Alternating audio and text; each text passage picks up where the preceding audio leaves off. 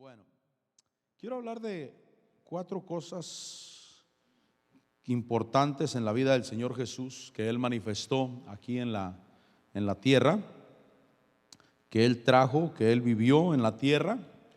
Y los evangelios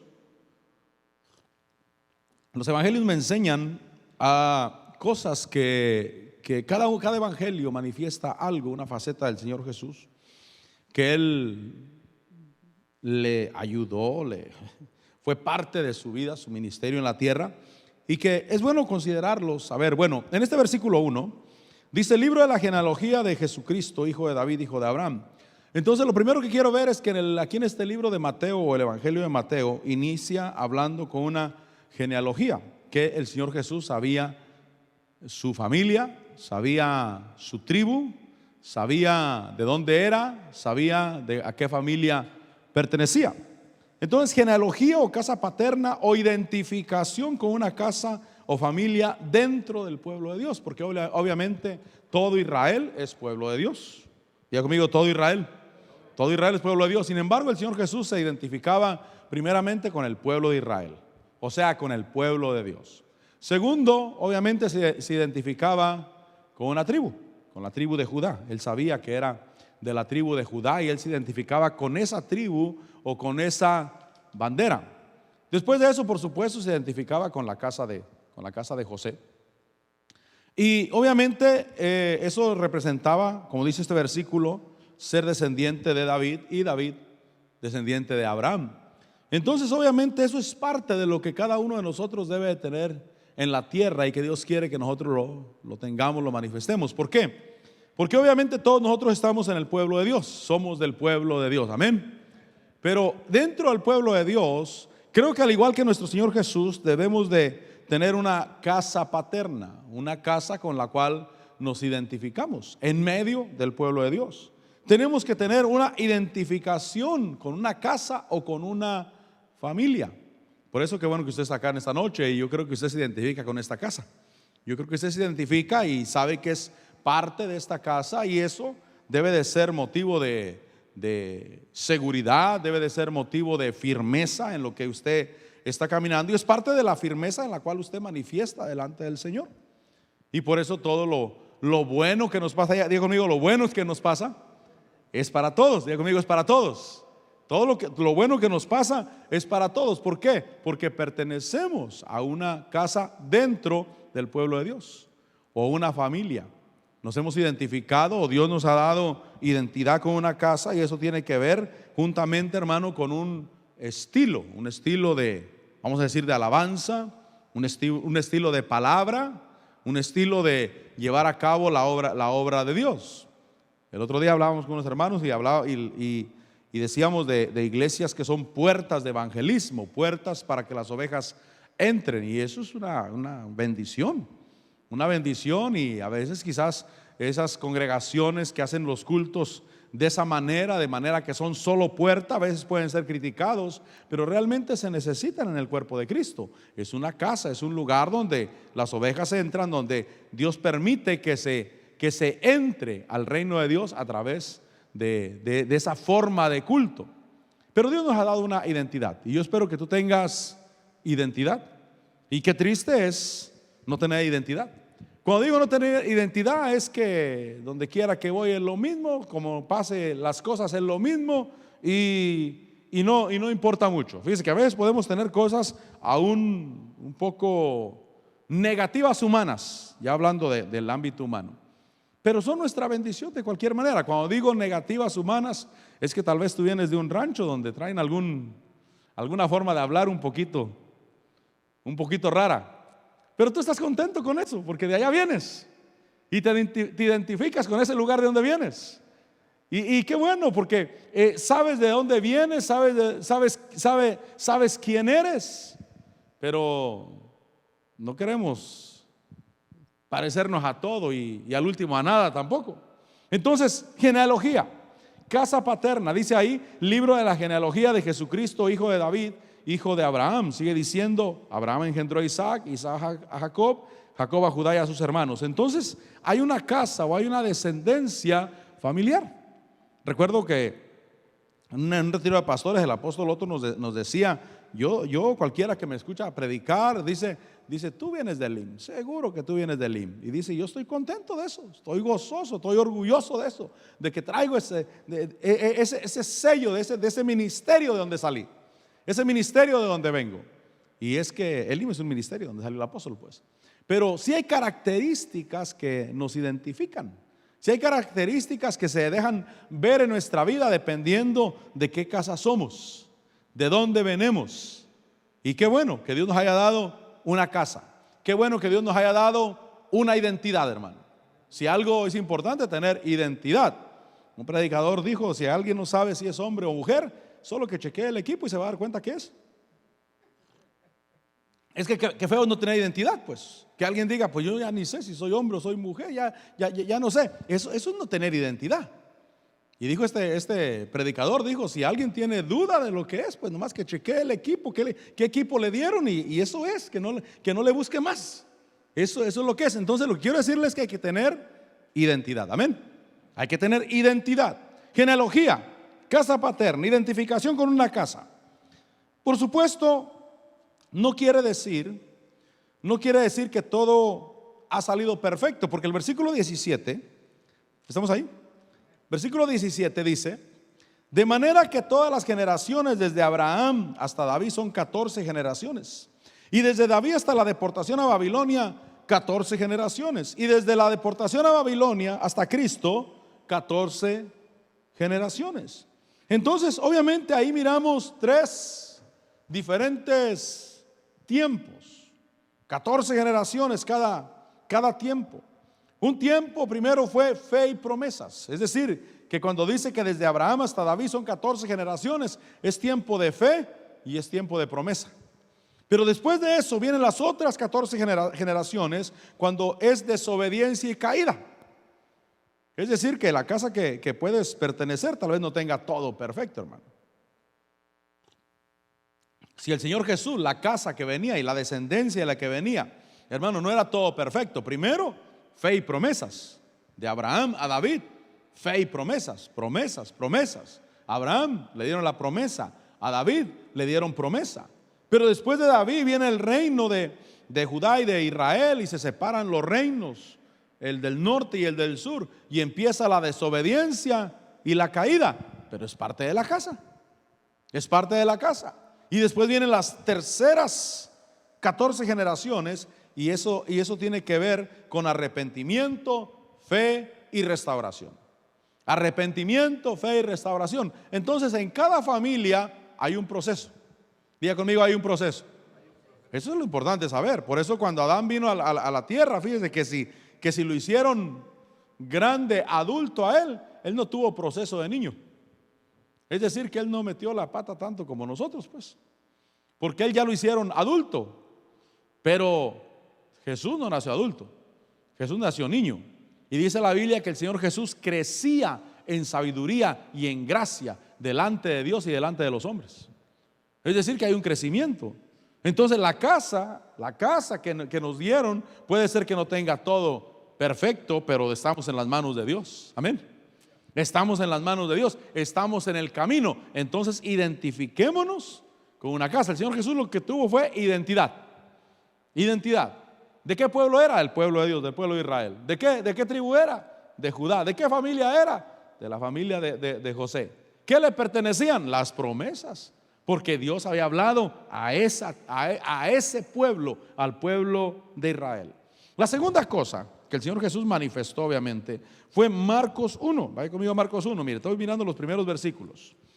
Primer versículo de Mateo, identidad, genealogía. Y Marcos capítulo 1, obviamente el Señor Jesús trajo ministerio. Diga conmigo, ministerio. Porque aquí no habla de genealogía, aquí habla de evangelio. Dice principio del evangelio. Evangelio es el ministerio que el Señor Jesús trajo a la tierra. Principio del evangelio de Jesucristo, Hijo de Dios.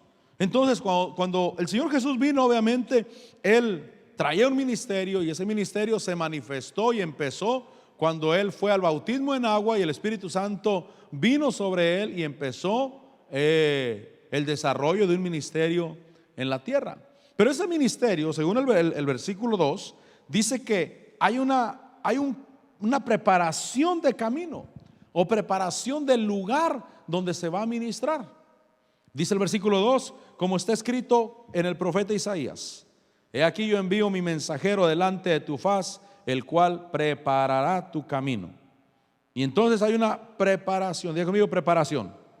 Por eso, dicho sea de paso, si a alguien Dios lo llama a un ministerio, al servicio, al servicio con Él, tiene que tener casa, tiene que tener familia, tiene que tener genealogía, tiene que saber dónde está, de dónde viene, cuál es su casa, cuál es su familia que Dios le dio. Por eso, qué bueno que mi pastor nos enseñó que por ejemplo, los músicos no es el primero que visita y dice: yo sé tocar la guitarra, súbele pues acá a tocar la guitarra. No, primero se tiene que identificar. Primero tiene que saber si es de aquí o de allá, o si no es ni de aquí ni de allá. La casa es importante. Entonces el Señor Jesús sabía de dónde era. Pero el que Dios llama a un ministerio, lo pone en algo, y ministerio es todo lo que hacemos en la iglesia, todo lo que hacemos, hermano, que ministramos delante del Señor, que servimos en el reino de Dios. Hermano, debe de haber una identidad. Y lo segundo, obviamente, el ministerio, pero debe de haber una preparación del camino, o preparación del lugar donde se va a ministrar. Por eso dice: yo envío mi mensajero delante de tu faz, el cual preparará tu camino. Y fíjese, hermano, que en el evangelio, en la vida en el evangelio, se deja ver que Dios va preparando camino. Por eso echémosle ganas. ¿Sabes por qué? Porque ni sabes para quién estás preparando el camino tú. Ni sabes para quién estás preparando. Para alguien estarás preparando el camino. Si tú no alcanzas a ver toda la promesa, como en el caso de Abraham, que él no miró toda la promesa. A él le dijeron: mira, levanta tus ojos al norte, al sur, al este, al oeste, y la tierra en que estás parado te la daré a ti y a tu descendencia. Pero nunca fue de él. Hasta que regresaron de Egipto, hasta que empezaron a conquistar. Entonces hay que preparar camino, y no sabemos para quién todavía. Elías, Dios le dio una comisión a Elías de que hiciera su labor, de que ungiera a Eliseo, de que ungiera a Asael, que ungiera a Jehú como rey de Israel. Pero al único que llamó fue a Eliseo, hermano. Y ya Eliseo tuvo que hacer las otras dos cosas. Eliseo fue el que tuvo que agarrar a un hijo de los profetas y le dijo: ve, encuentra ya a los comandantes del ejército, ve y llama al comandante Jehú a un lado, úngelo con el aceite y échate a correr. No te esperes nada, échate a correr. Pero ya no fue Elías. Y también fue Eliseo el que ungió a Asael como rey de Siria. Entonces hay cosas que nosotros vamos preparando el camino. Y en este caso Juan el Bautista estaba preparando el camino para el Señor Jesús. Por eso repito, echémosle ganas, porque no sabes para quién estarás preparando el camino. Yo me da gusto que mi mamá empezó en el evangelio, porque yo no empecé desde atrás, yo ya empecé más adelante. Yo a mí ya me fue mejor que a ella. Yo ya tuve menos enemigos que vencer que ella, y yo espero que los que vienen detrás de mí tengan menos enemigos a vencer también, porque hay que preparar el camino. Por eso, repito, echémosle ganas. Dice el versículo 3: voz del que clama en el desierto, preparar el camino del Señor, haced derechas sus sendas. Obviamente el ministerio debe ser de utilidad en el propósito de Dios. El versículo 9 dice: sucedió en aquellos días que Jesús vino de Nazaret de Galilea y fue bautizado por Juan en el Jordán. Entonces el ministerio debe de ser útil en el propósito de Dios. Por eso debemos de decirle: Señor, ¿qué quieres que haga, Señor? Y quiero hacerlo a tu manera. Pablo dijo que todo el que corre de tal manera que gane el premio, y no que se descalifique a medio camino. Entonces yo quiero que lo que yo hago para Dios sea de utilidad en el reino de Dios. Una pregunta: ¿qué haces para Dios? Bueno, predico, bueno, toco, bueno, dirijo, bueno, instruyo niños. Bueno, estoy en las cámaras o en lo que hagas de utilidad para el reino de Dios. Por eso queremos hacerlo bien hecho. Ya conmigo, bien hecho. Bien hecho, ¿por qué? Porque queremos que sea útil en el reino de Dios. En este caso, el ministerio de Juan el Bautista estaba siendo útil para el reino de Dios. El Señor Jesús viene con Juan el Bautista y Juan el Bautista lo bautiza para abrirle el campo para que él entre al ministerio en Dios. Todo lo que hagamos nosotros debe de ser para ayudar en el propósito de Dios. Utilidad en el propósito de Dios. Entonces, ministerio, por supuesto. Pero en el ministerio, repito, preparación del camino. Todo lo que vamos a hacer, Señor, sé tú abriendo camino. Recuerdo una profecía que me dio a mí el Señor cuando aún estaba mi pastor acá. Y esa profecía decía: yo voy abriendo brecha delante de ti. Y hasta el día de hoy, Dios ha cumplido su palabra. Dios la ha cumplido.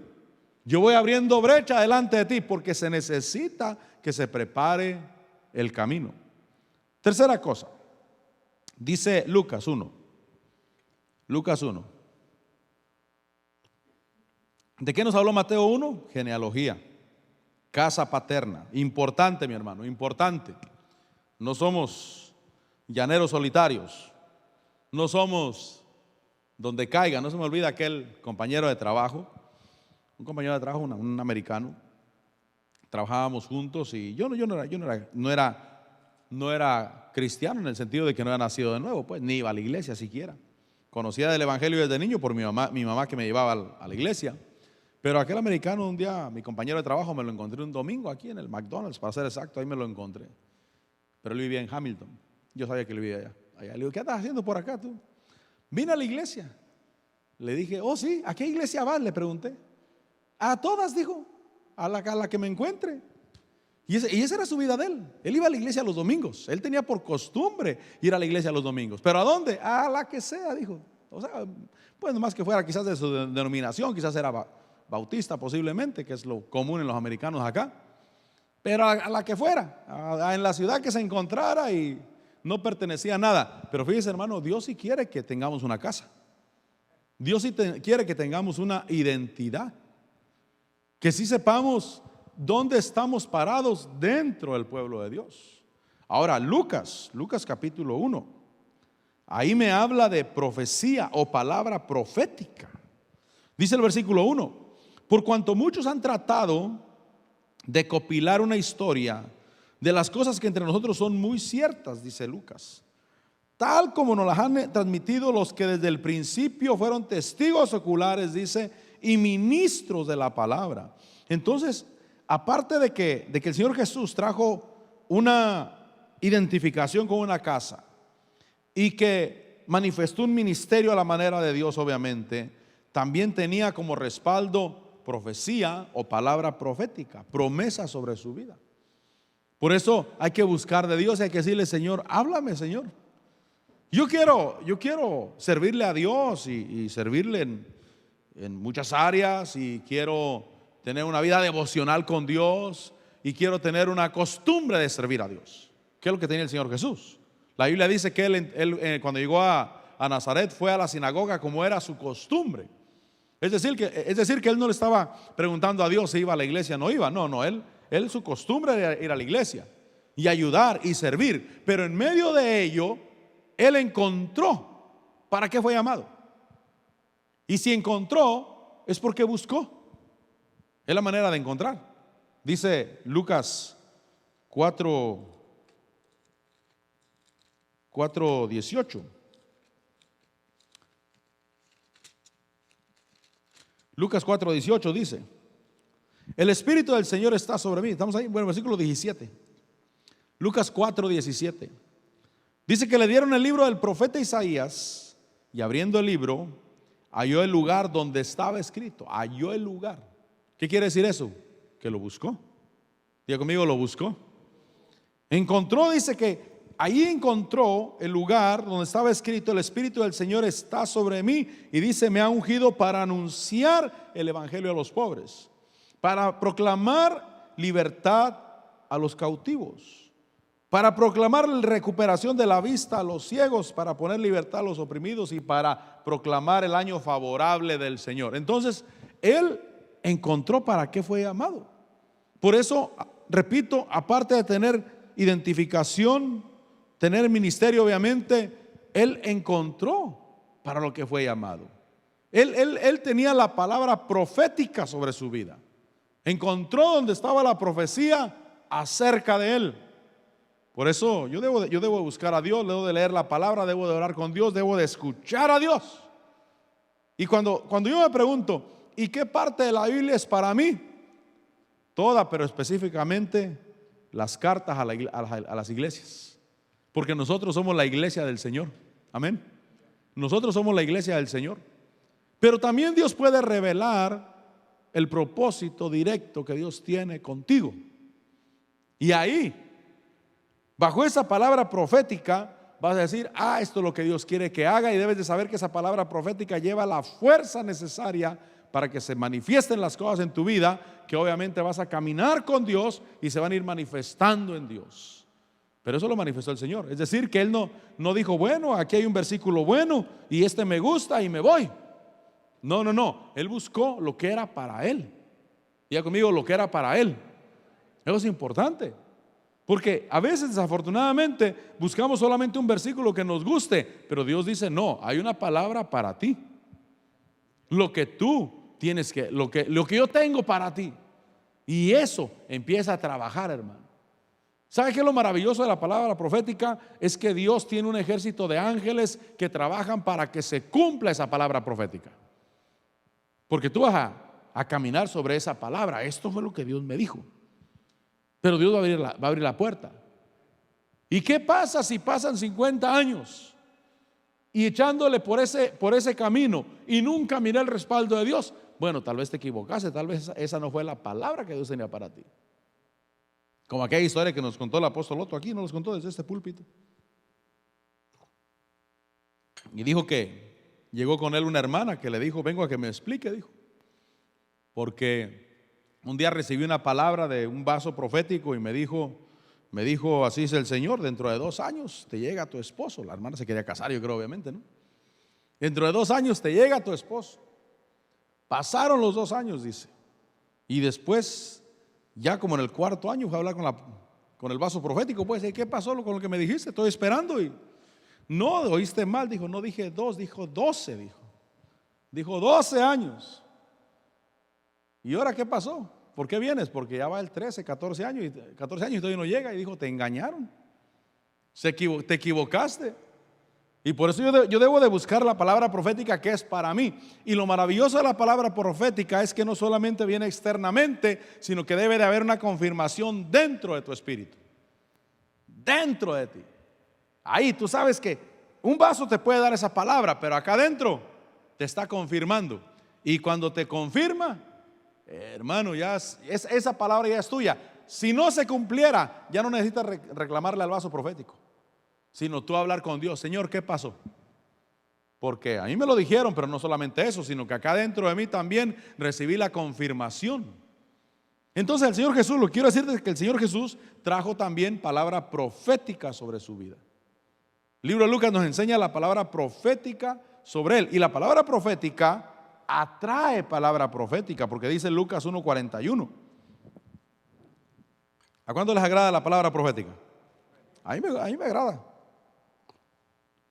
Cuando Dios habla, cuando Dios usa sus vasos y cuando te confirma acá dentro de tu corazón. Recuerdo que hubo un tiempo que, ¿cómo me dieron palabra profética? Pero exageradamente. Cuando empecé de pastor, pues. Pero se soltaban 2, 3 cada culto. Pero acá adentro, hermano, hasta le decía clic. Acá adentro estaba recibiendo. Y hasta yo mismo le dije al Señor, Señor, ya entendí. Ya entendí. Pero obviamente Dios quería que estuviera seguro, pues, y que recibiera dentro de mi ser. Pero dice el versículo 41, Lucas 1:41, que aconteció que cuando Elizabeth oyó el saludo de María, la criatura saltó en su vientre. Elizabeth fue llena del Espíritu Santo y exclamó a gran voz, y empieza la palabra profética a fluir. Entonces me enseña que la palabra profética es necesaria también porque atrae lo profético. Atrae esa palabra profética. Y lo profético no siempre es, así dice el Señor, pero sí es hablar lo que Dios quiere que se hable. Cuando yo me doy cuenta que hablo cosas que yo no sabía. Y a veces las personas se molestan conmigo porque piensan que los dije por ellos, pero yo no sabía. Yo no sabía. Y se molestan conmigo. Pero es que la palabra profética atrae profecía. Y entonces por eso, Señor, dame esa palabra profética. ¿Qué quieres que yo haga? Y quiero guiarme por esa palabra que viene de ti. Puedes estar leyendo la Biblia, un pasaje donde quizás David se lo está diciendo a Salomón, pero internamente tú lo estás recibiendo. Sabes que Dios te lo está diciendo a ti, que Él estará contigo. Y esa palabra no la puedes dejar ir. Por eso, agárrame un consejo, apunta lo que Dios te diga. Yo conozco algunos siervos de Dios que ellos tienen libretas enteras. En tal fecha Dios me dijo esto. Y tienen razón, porque yo a veces me apunto también lo que Dios me dice, y a veces me lo encuentro y no tengo ni la menor idea o recuerdo cuándo Dios me lo dijo. Nada. Tengo una nota en mis notas de la Biblia que no sé ni dónde está siquiera. A veces me voy a dar con esa. Y esa vez sí le puse hasta la hora, le puse lo que estaba haciendo. Por eso no se me olvida, porque un día me lo encontré y ahí decían, en mi nota, decía, estaba el domingo, fecha tal, a las 5 de la mañana, leyendo, recuerdo el libro que estaba leyendo un libro de E.W. Kenyon, y estaba a las 5 de la mañana cuando Dios me empezó a hablar. Y me lo apunté todo, porque si no se me olvida. Entonces la palabra profética es que ya cuando Dios te habla constantemente, hay que apuntarse las cosas, porque la palabra profética es la que te va a enseñar. No que la palabra profética te va a dar guianza, porque el que nos guía es el Espíritu Santo, pero la palabra profética es luz a través del Espíritu Santo. Entonces, además de esa identificación o casa paterna, y además del ministerio que manifestó el Señor Jesús, obviamente también trajo palabra profética sobre su vida, que atrajo palabra profética. Por eso el versículo 67 ahí en Lucas 1 dice que el padre de Zacarías fue lleno del Espíritu Santo y profetizó. Empezó a hablar palabra profética. ¿Por qué? Porque la palabra profética atrae profecía. Dice el capítulo 2 versículo 28 que Simeón tomó el niño en sus brazos, bendijo a Dios y empezó a dar palabra profética. Y él empezó a decir, el versículo 30, han visto mis ojos tu salvación, la has preparado en presencia de todos los pueblos. Versículo 32 dice que luz de revelación a los gentiles y gloria de tu pueblo Israel. Por eso nunca digas, a mí no me interesa la palabra profética. No, sí, dile, Señor, dámela, Señor. Y por eso lee la palabra y come de la palabra, para que sepas discernir cuál es la palabra de Dios, para que no te engañen, como a la que le dijeron que su marido venía en 2 años. Que no te vayan a engañar. Porque el diablo usa medios, hermano, para querer engañar. Pero cuando tú sabes la palabra y cuando te dejas guiar por el Espíritu te va mostrando qué es lo de Dios y qué no. Y entonces la palabra profética atrae palabra profética, promesas individuales que Dios da, y en este caso a nuestro Señor Jesús. Y la cuarta cosa, dice Juan capítulo 1, recuerden que estamos leyendo los primeros versículos de los evangelios. ¿Qué nos quiere dar cada evangelio? ¿Qué trajo el Señor? Y bueno, Juan 1:1 me enseña la preexistencia de Cristo y que Él no fue solamente un hombre. No fue solamente un hombre natural en la tierra. Dice, en el principio existía el verbo, y el verbo estaba con Dios, y el verbo era Dios. Y entonces está hablando de la preexistencia de Cristo Jesús. Diga conmigo, preexistencia. Y entonces cuando yo sé que no solamente soy un hombre natural en la tierra, tenemos cosas como hombres naturales, tenemos un cuerpo, tenemos un alma, tenemos, hermano, obviamente emociones, pero no solamente somos hombres naturales en la tierra, somos de Dios. Diga conmigo, somos de Dios. Y tenemos un principio antes de esta tierra. ¿Qué quiere decir eso? Que tal vez mi cuerpo obviamente nació aquí en la tierra, se formó en el vientre de mi madre. El alma, posiblemente ahí cuando dieron soplo de vida en el vientre donde estuve, ahí tal vez recibí mi alma, pero mi espíritu, que es el verdadero yo, ese viene desde antes. Y Jesús trajo su preexistencia a la tierra. Y cuando yo sé que tengo preexistencia, quiere decir que no voy a trabajar solamente por lo de la tierra. No voy a ver solamente el resultado por las cosas terrenales o las cosas físicas, sino que hay un espíritu que tiene que, hermano, crecer o tiene que desarrollarse dentro de mí, aunque está vivo. No se va a santificar más porque ya está santificado, pero va a haber un desarrollo, obviamente. Y entonces hay una preexistencia. Dice el versículo 4 que en él estaba la vida, en ese verbo que vino a hacerse carne. En él estaba la vida, y la vida era la luz de los hombres. Entonces, cuando yo pienso en que soy espíritu, yo debo de saber que soy luz y que soy vida. Diga conmigo, luz y vida. El apóstol Otto nos dijo en una de las enseñanzas pastorales, nos dijo: nosotros en esencia somos luz, energía y vida. Y el Señor Jesús lo sabía. Por eso cuando se trató de que lo iban a crucificar, obviamente Él no quería pasar esa copa. ¿A quién la quiere pasar? Obviamente. Pero Él sabía que Él no era este cuerpo solamente. Porque si tú piensas solamente en este cuerpo, te vas a desanimar. Mire, yo cuando miro la televisión y veo artistas de hace 40 años, hermano, le digo a mi esposa: qué bárbaro, el hombre se acaba. Por más que le eche ganas, se acaba el hombre, hermano. El hombre es una pasada. Nace, está en la juventud. Jóvenes nos miramos bien, hermano. De veras. Nadie dice amén. Jóvenes nos miramos bien. Pero ya cuando empiezan a transcurrir los años y empieza a haber un cambio y la persona se empieza a afligir. Bueno, se empieza a afligir porque no está consciente de la esencia espiritual que hay dentro de él, de la preexistencia que tenía antes de venir a la tierra. Yo me preguntaba, ¿por qué vinimos a la tierra? ¿Será que si no hubiéramos venido a la tierra no hubiéramos alcanzado la plenitud en Dios que Dios tenía para nosotros? Obviamente así es. No porque Dios dijo: los voy a mandar a la tierra a que sufran a la tierra, porque este cuerpo es un cuerpo de sufrimiento. La Biblia dice que el Señor Jesús tomó forma de siervo y se humilló a sí mismo.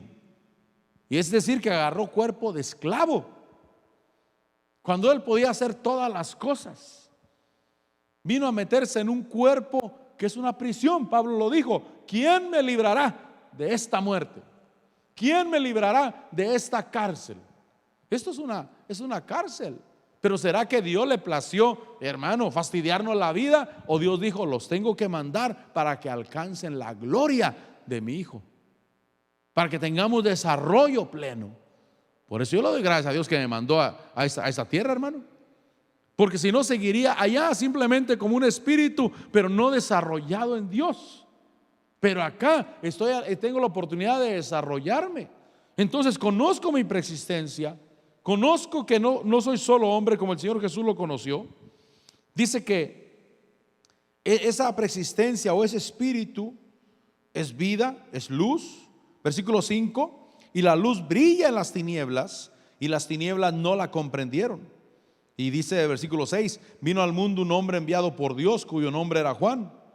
Este vino como testigo para testificar de la luz, a fin de que todos creyeran por medio de él. Entonces Juan el Bautista vino para dar testimonio de ese que era antes que él. Juan el Bautista nació primero que el Señor Jesús. Él nació 6 meses antes. Pero él dijo: no, hay viene detrás de mí uno que es antes que yo. Conocía la preexistencia, vino a testificar de esa luz. Versículo 8 dice: no era él la luz. Juan el Bautista, él no era la luz, sino que vino para dar testimonio de la luz. Y dice: existía la luz verdadera que al venir al mundo alumbra a todo hombre. Por eso en nuestra esencia espiritual nosotros traemos conocimiento de lo que somos.